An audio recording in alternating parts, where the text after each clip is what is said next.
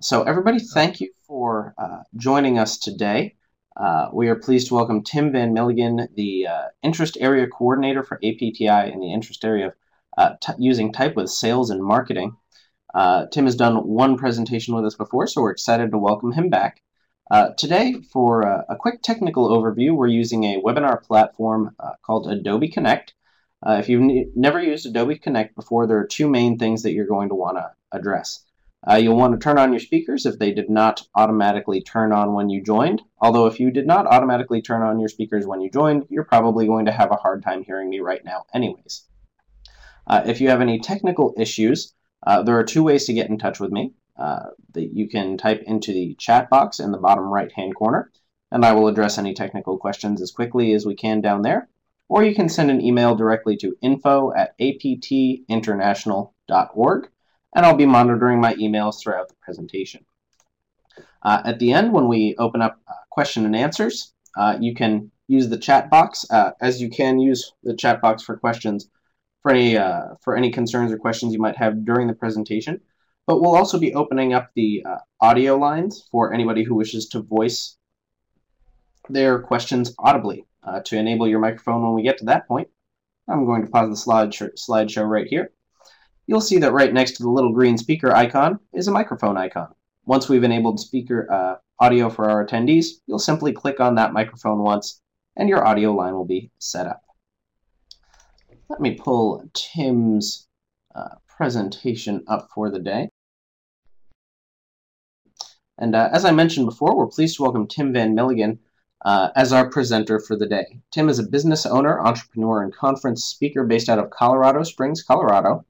He's the author of several books on copywriting and marketing, including the books Emotional Copywriting and Selling Yourself, Advanced Strategies for Landing Your Dream Job.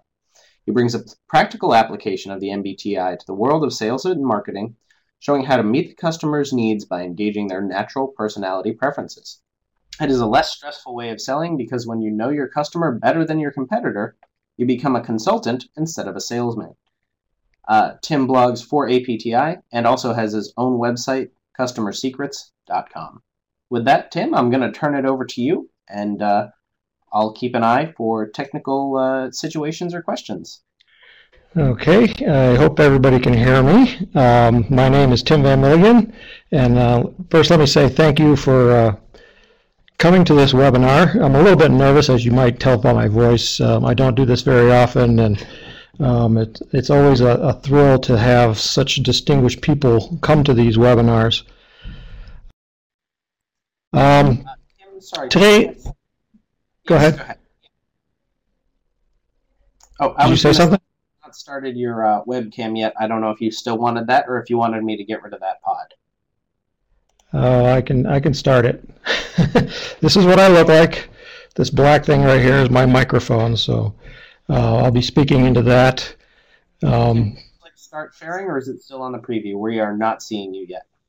I see my slide. What do you see?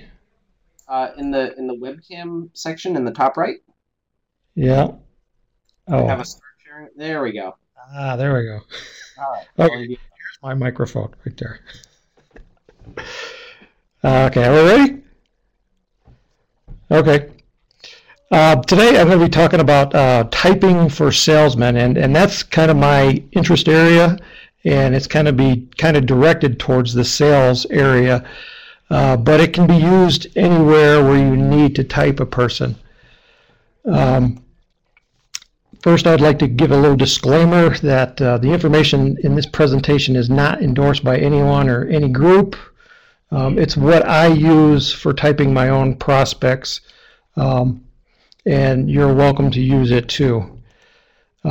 Please excuse my slip-ups when I accidentally use language that implies that people are their preferences. You're not your preferences.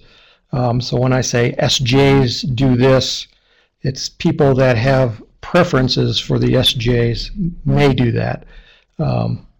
So please excuse that, because I do it a lot. First of all, I type your prospects.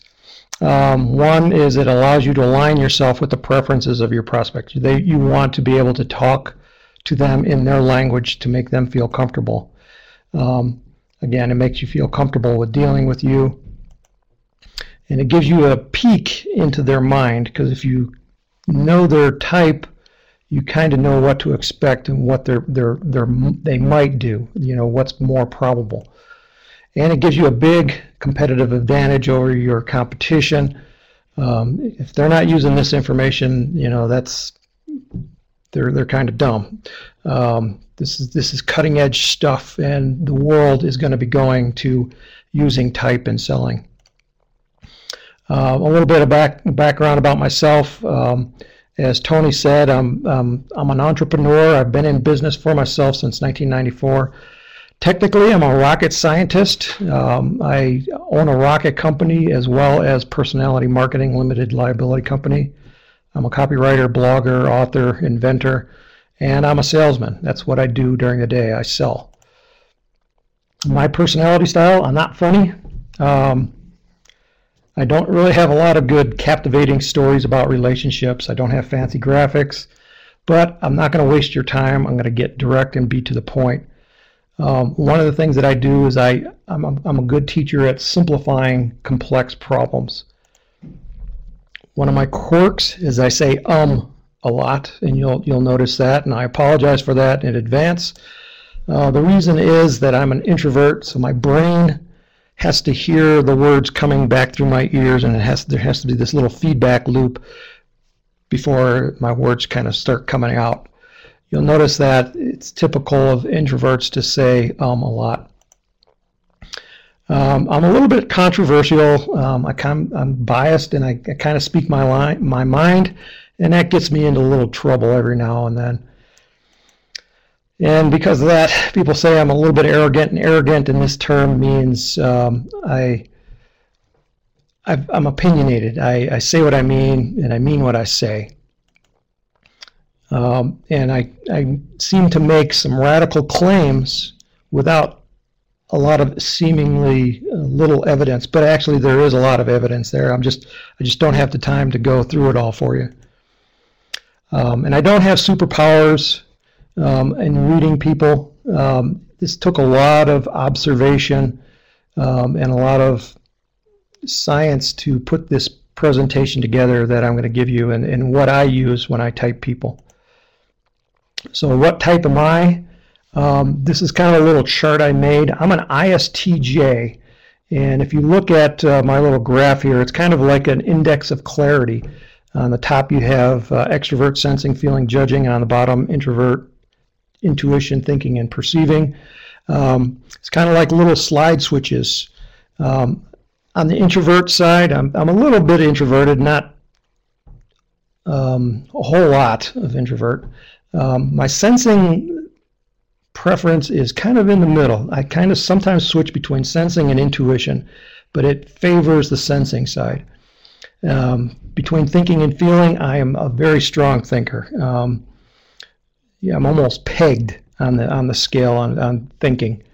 And then on judging, it's kind of like the introvert. I'm a little more, I lean more towards judging than perceiving. And this will be important as we go through this presentation, because everybody is like that. It's a continuum, and we'll see that when we type people. So the purpose of this webinar is to teach you some techniques to best classify your prospects as they come through the door. Like as I said, this is going to give you an advantage in selling. But I'm not going to give you the full Myers-Briggs code. I can't pick out all 4 of the dichotomies. I can get 3 of them. The one that I can't get, and I'll tell you in advance, is I can't get introvert, extrovert. That one's really tough to pick up, and really the only way that I know how to do it is doing cognitive functions, but that takes a long time and a lot of observation. But for sales, where I am, we only need actually just 2. And we'll talk about those, and those define the 4 temperaments. As I said, we'll probably get 3 of the 4 locked down, or pretty close. I can't say absolutely 100% certain, but we can get pretty close. So what is typing like? What is the general overall gist of it? And And it's a lot like in chemistry where you have an object in front of you and you have to figure out what it's made out of. What is the chemical formula of that object sitting in front of you? So for example, would you know it if you had a composition of hydrogen and oxygen sitting in front of you? What does that look like? And then if you can figure that out, then you can back out and say, yeah, I got hydrogen and oxygen sitting here. So the properties of the composition are different than the properties of each of the components. So hydrogen and oxygen, what does that look like? Well, hydrogen and oxygen is H2O, is water. So the properties of water are different than the properties of hydrogen and oxygen. And that's what we're going to see when we type somebody. We're going to give, you got this 4-letter designation, and what you see in front of you looks completely different than what each of the individual letters look like. So that's what we have to piece backwards out when we type someone. So we're going to work backwards from the final product and find the chemical formula for it, and, as an example. The good thing is the combinations are easy to recognize, and we'll talk about that. So here are the 16 personality types that you recognize from Myers-Briggs. And what we want to do is we want to kind of group these, and you can see they're already kind of grouped. The 4 in the upper left corner are all the SPs. That's the common denominator in those letter combinations. The 4 on the top right, their common denominator is they all have the letters SJ in them. The ones on the bottom left have NT, and then the ones on the bottom right have NF. And these are the 4 temperaments, which I call them the 4 temperaments, and that's what David Kersey called them in his books, the Please Understand Me books, where I got my start in typing people. But instead of using these letters, what people have done, what psychologists have done, is they've given names to these people, or these groupings of letters, and that makes it easier to recognize them. David Kersey, he uses the 4 guardians, artisans, idealists, and rationals. Guardians are the SJs, artisans are the people with the SP preference, idealists with the NF, and the rationals with the NT preference. There's also other ones like DISC, dominance, influencing, steadiness, and compliance. Other ones are social styles, analyticals, drivers, amiables, expressives. And then there's even ones with birds, and there's even ones with colors. So there's a lot of them. And I made up a little chart that shows, and it's just basically to show you how many different naming systems there are. And as you can see along the top, they all go back to these 4-letter combinations. NTs, in my system, I call them strategists, but David Kersey calls them radicals. Linda Behrens calls them theorists. And the true colors, they call them greens. You can see each of the columns, they just have different names, but it all points back to the same thing. So basically what I wanted to say was there's these new naming systems that are introduced all the time for these 4 temperaments. And I come across a new one probably every month. And it doesn't matter what you use. Just use a system that helps you to remember the values associated with each of the 4 temperaments. Each of the systems has something to offer. You're going to learn a lot by studying each of the systems, but don't worry about picking the wrong one. They all have some merit, and they're basically, it's the 4 same types of individuals. In my system, I look at humanity as being an army. And that kind of ties everybody together. Where other naming systems, they choose names, like men are from Mars, women are from Venus, and there's no link between the two. Well, the system that I use links everybody together into one group, and each person plays a part in that group. And the group is the army. We're all fighting together. and we each need to do our own part. And the part of the warriors, the SPs, which what I call them, the people with the preference for SP.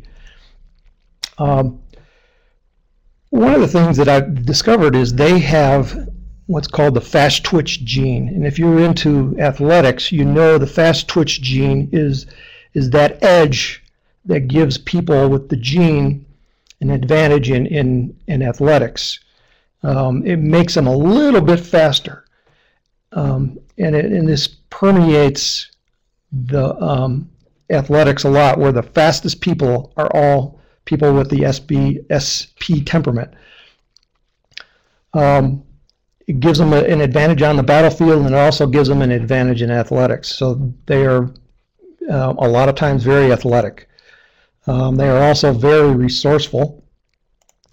They are also very courageous. They are always doing things that take a lot of courage. If you're into sports, into like the X Games, where these guys do these fantastic jumps on motorcycles and BMX bikes and snowboards, all those people, that it takes a lot of courage to do that, and all those people have the same type of temperament, and they're all the SPs. One of the things is they are very loyal to their friends. They have a phrase, "I've got your back." Remember that, because when you hear it, there's a good chance that that person is in the SP temperament. They are also very independent. They don't like being told what they can and can't do. And they're also very high energy individuals. Other traits is they desire to make a huge impact on society or whatever they're doing. If they're in athletics, they want to be the big playmaker, the go-to guy. It's a huge desire for them. They also want a lot of stuff that no one else has. They want to be the first ones to own the new iPhone or the new Android phone when it comes out. And you're going to see a lot of them on the day after Thanksgiving at the department stores. So they're going to be the first ones in line for all those bargains. They are huge bargain hunters. And they actually have two modes of operation. They have, I call them the battle mode and the party mode. When they're in battle mode, they're focused. They are very highly focused. And you can see this a lot in athletics, where they get mad when they don't win. But then on the opposite side, when they're not in athletics, they're having a big party. And they are very generous to other people. They're very loyal to their friends. They're buying their friends a lot of drinks at the bars. So you see this a lot when you see SPs. You see two modes of operation. And they are also very interested in other people and the motivations of other people. They're always saying, why did that guy do that? They want to understand why people do things. Another thing you'll notice about them is they tend to use clothing as their battle uniforms. And you can see the woman here, as she's really dressed up and she's wearing her boots. She's going to go out and she's getting ready to engage in a battle. And clothing is the warrior's uniform. And in the same vein, the makeup that they use is their war paint. Warriors, when they go into battle, they put on war paint, and it's a lot for themselves and for their comrades in arms to know who's on their team. I always think of the movie Braveheart. You see all these guys dressed up in their faces painted, and that carries over into their everyday life. They like to be noticed. It's part of that being impactful. Next up, I'll talk about the logisticals that I call them. In every army, you need people that provide materials and resources for the fighters. And those are the people I call the SJs, the logisticals. They are very resource-minded. They are interested in the production, management, and distribution of resources. And resources can be material things, or they can be human resources, or they can be information.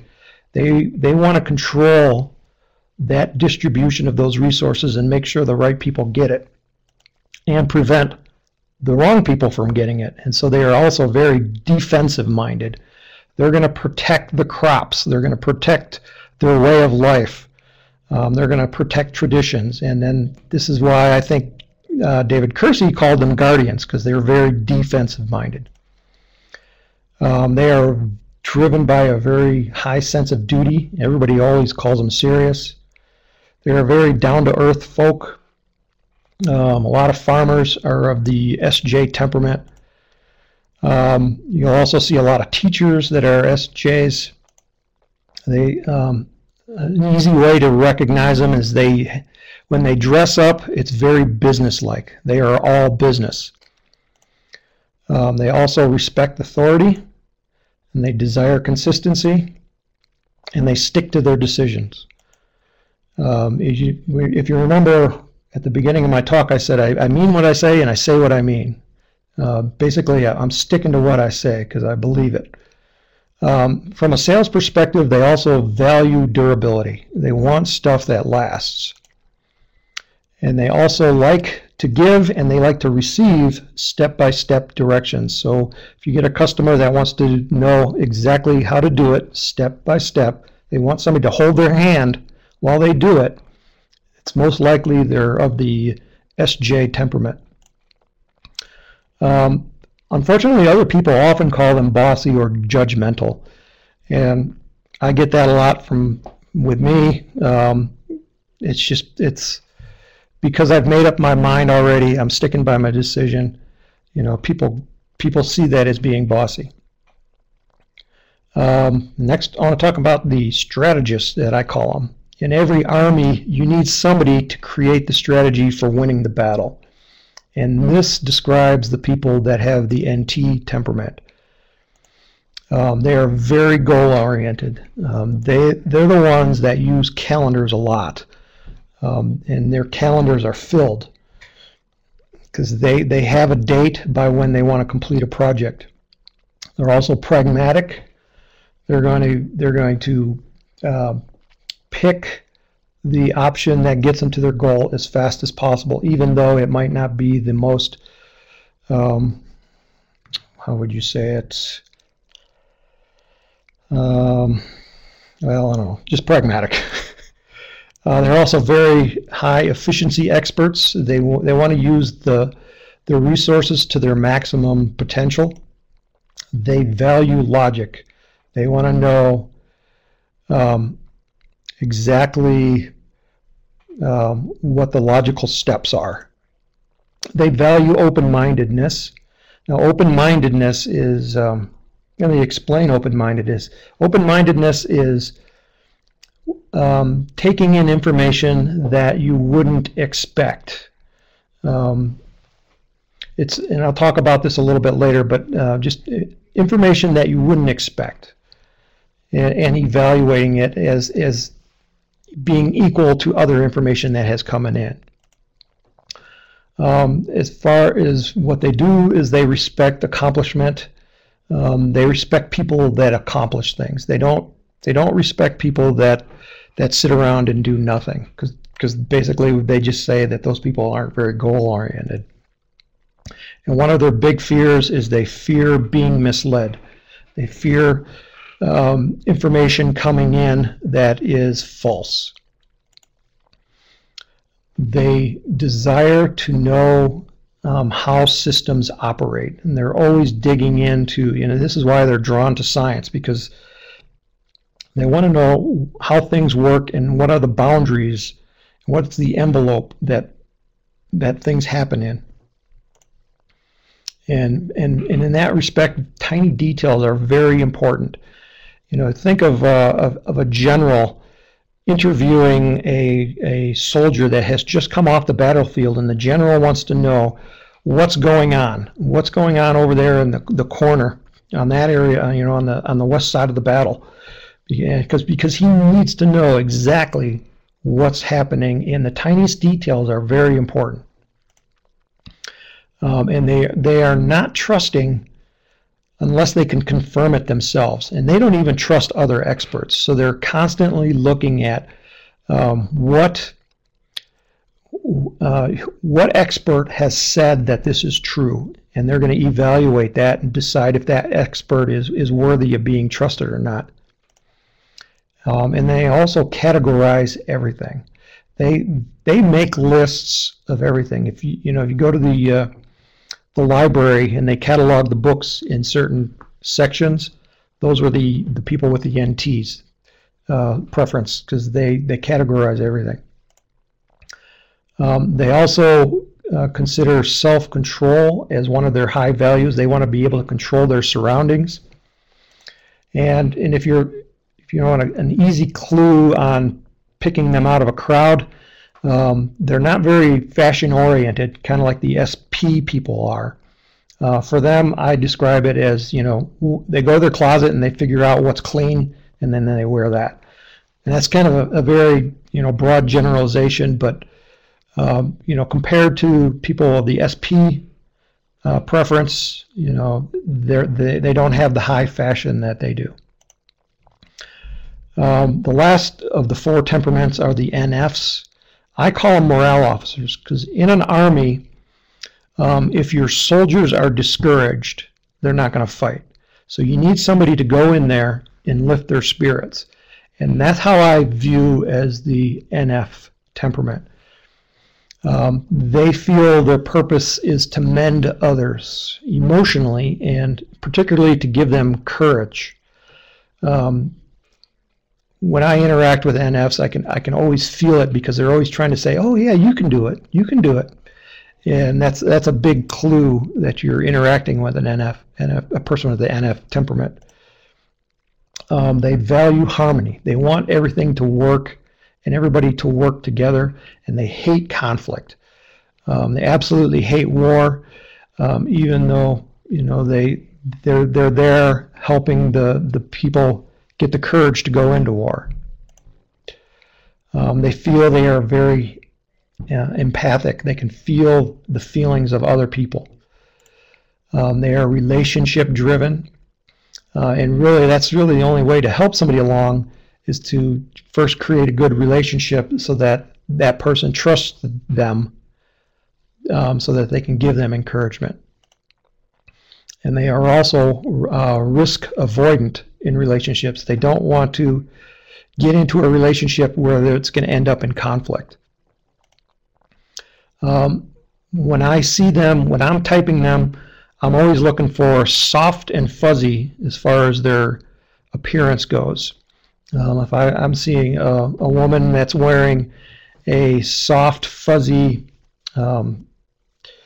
fleece shirt, there's a high likelihood that she's got the NF temperament. Some more traits of the NFs. They are very group and consensus builder. They want everybody to work together. And this is really good for your army, because you want your army to work together. And they are constantly seeking the universal truths of harmony. How can we make things work even better together? You also find that they're more spiritual than the other temperaments.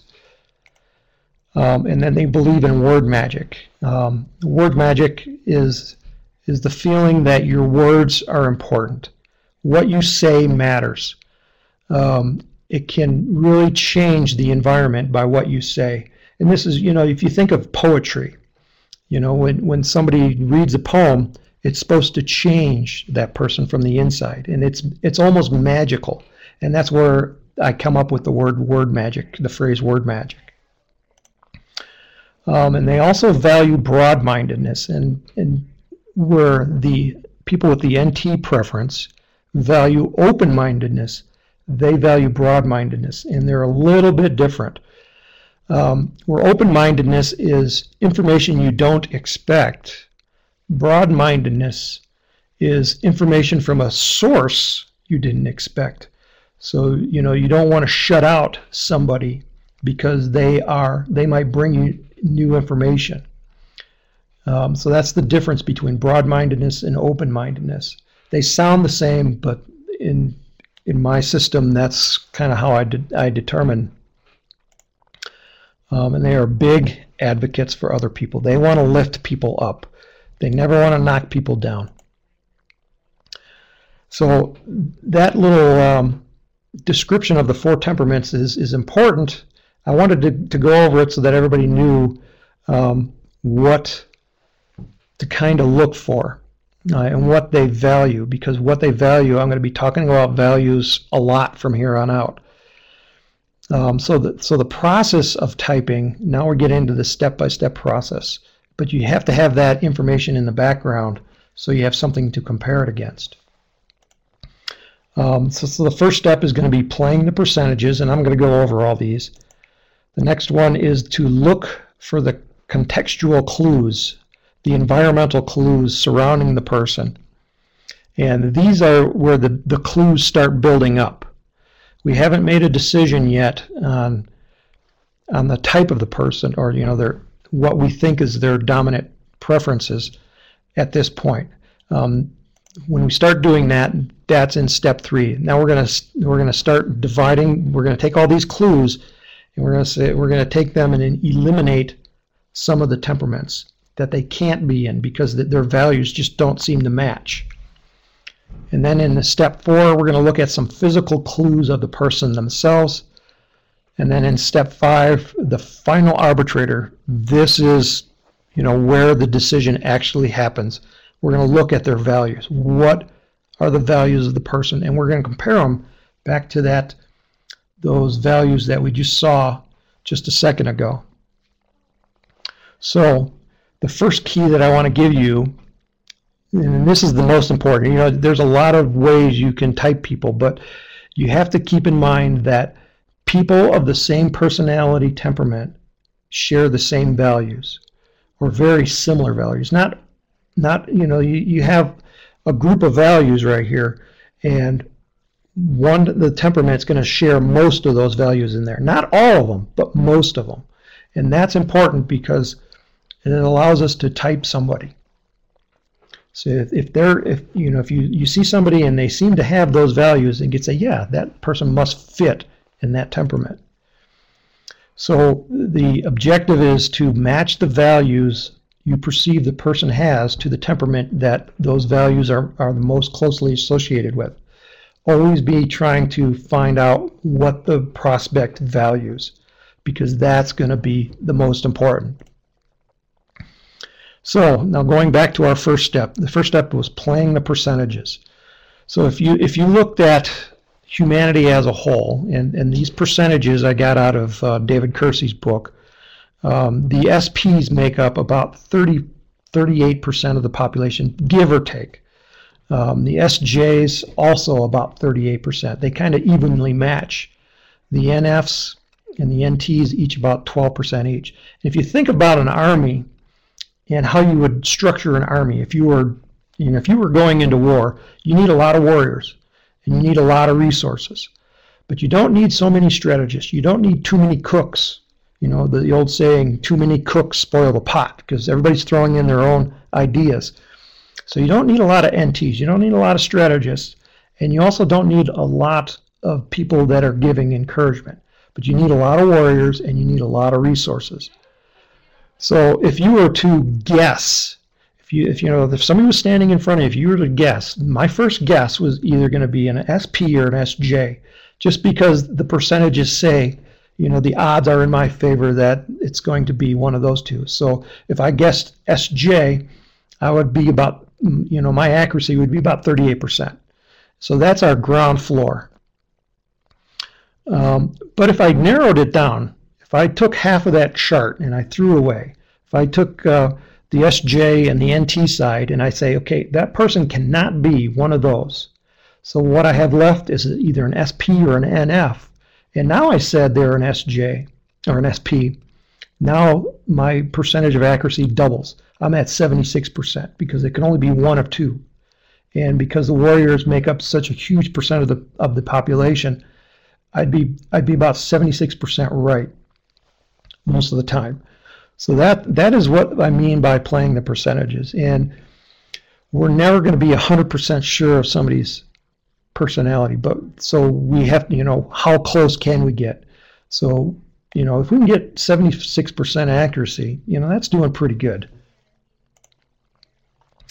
So our next step in the process is the contextual clues surrounding the person. And this is another big key is people are either drawn to or repulsed by the atmosphere of the surroundings. Let me give you an example of Disney World. Disney World creates, if you've ever gone to Disney World, they create an ambiance inside the park. And that ambiance either repels people or rejects people. And Disney goes through the process of trying to draw people into that ambiance. They create an atmosphere. And that's what you want to be cognizant of as you're trying to type somebody. What is the situation that you're in?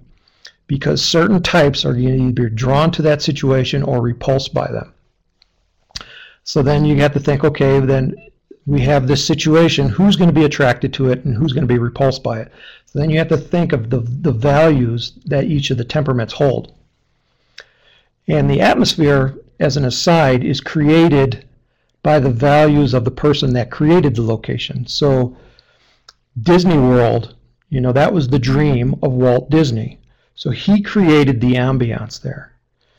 If you go to a different location, say you're in a strip mall, that has a different ambiance than, say, a major shopping center. And you have to recognize that the people drawn to those locations are going to be different. And so you want to keep that in the back of your mind as you're trying to type somebody. So here's some examples of some context. You have sports stadiums. These are probably going to draw people of the SP preferences. Libraries, probably closer to the NTs. Conference centers, and it depends on the conference. A science conference is also going to draw NTs. But if the conference was about, you could have any conference. The APTI is going to have a conference next summer. It's probably going to draw a lot of NFs. Natural food stores also draw a lot of NFs. Cozy cafes, NFs. A sterile laboratory, probably, again, the NTs. And a museum, probably going to be your SJs. Because museums are about heritage, and that draws a lot of SJs. And you also recognize that there's some overlap, and each location is probably going to draw one or two of the four personality types.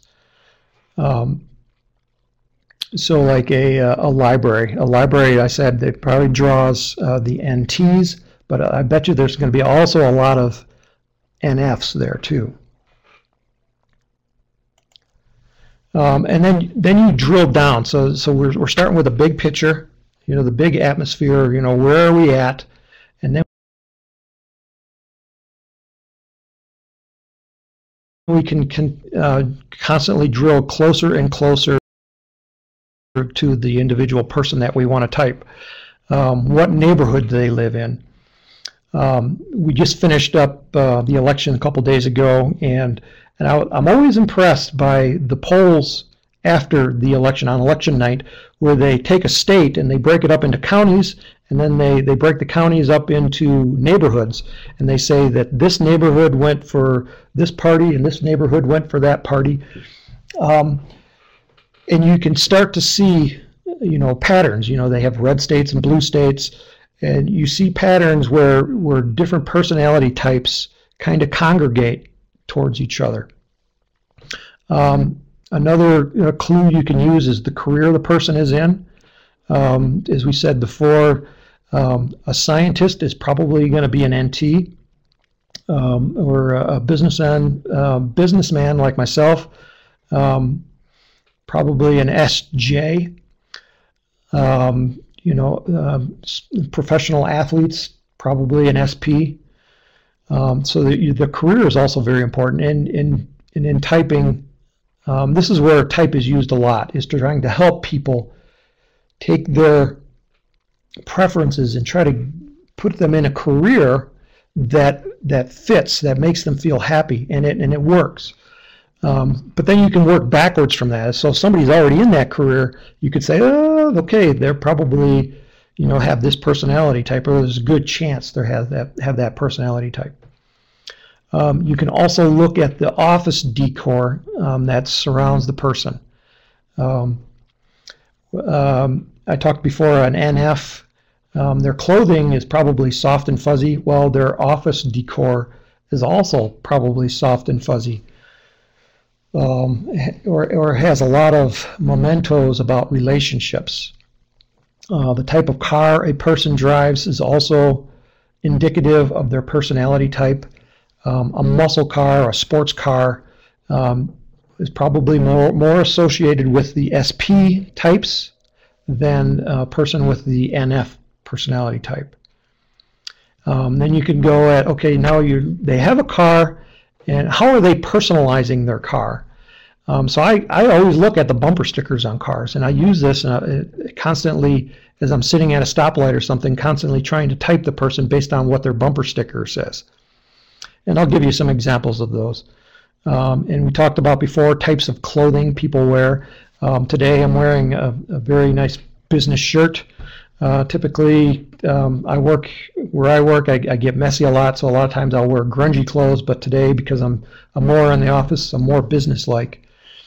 And then also grooming, how a person styles their hair, how they want others to notice their appearance. All of these are very good contextual clues. So here's another clue that we'll use in typing, is that people make thousands of decisions every day. From the minute you wake up, from the time you wake up, that's a big clue as to their personality type. Do they wake up with an alarm, or do they wake up without an alarm? When they get out of bed, when they go to the closet, what are they pulling out? There's thousands and thousands of decisions that everybody makes every day. And those decisions are congruent with their values. They either support their values or defend their values.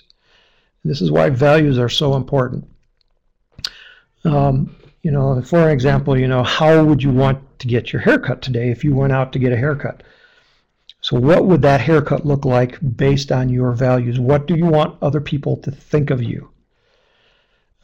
Here's an example. This little picture is an example of grooming. We have two men here. They're both in the same environment. But they're of different personality types. The man in the foreground, I would say has the NF temperament. And the reason is because I know one of their values is harmony. So how does harmony, the value of harmony, making sure that things are nice, how does that correlate to what kind of facial hair that they might grow? And you can see his facial hair, it blends as it goes up his cheek. It doesn't have a very sharp edge like the guy in the background. The guy in the background, he cut his, so it's a very sharp dividing line. So the NF, he's looking for harmony, which means no sharp edges. And I've never seen a person with the NF preference have a very sharp facial hair on a man. Now the SP, we talked about this before, he values being impactful. He wants to make a statement on where he is. And what you do is you have to define yourself different from another person. So you want to look different. You want to make a definite dividing line. And that's where that nice sharp cut comes from on his face. So I would say the man in the background has the SP preference. I talked about bumper stickers. Here's some bumper stickers that I associate with different personality temperaments. The top left corner, it says, "What if hokey pokey is what it's all about?" This is, I relate to the value of wanting to understand how systems work. The hokey pokey, what system is that? What is the hokey pokey? The one below it, tolerance from the NF bumper sticker. Again, this is the value of harmony, everybody getting along together. The top right, it's kind of hard to see on this image, but we have a whole bunch of bumper stickers on the back of this car, and they all have to do about the zombie apocalypse. And this is where, if you talk about the zombie apocalypse to a person with the SP preferences, their eyes just light up. They just love, the idea of being able to go out and just destroy zombies. So you can see a lot of the SP temperament in there. And then the one on the bottom right-hand corner, this is, I associate it with the SJ temperament, and it has to do with resources. Spreading your wealth, taking resources from one pile and moving it into another location. So you can see, if you know the values, you can associate them with the temperaments. Okay, the next big key is that people of a similar temperament are drawn to each other. So if you see two people together and you can't type one of them, they say one of them is the one on your left is your prospect, or the one on the right is the prospect. But you can see a person they're standing next to, and you can type them. Say there's something very obvious about what they're wearing, or how they do their hair or their facial grooming. If you can type that person, there is a good chance that the person standing next to them has the same type, because likes attract. It's not like a magnet where they repel. These actually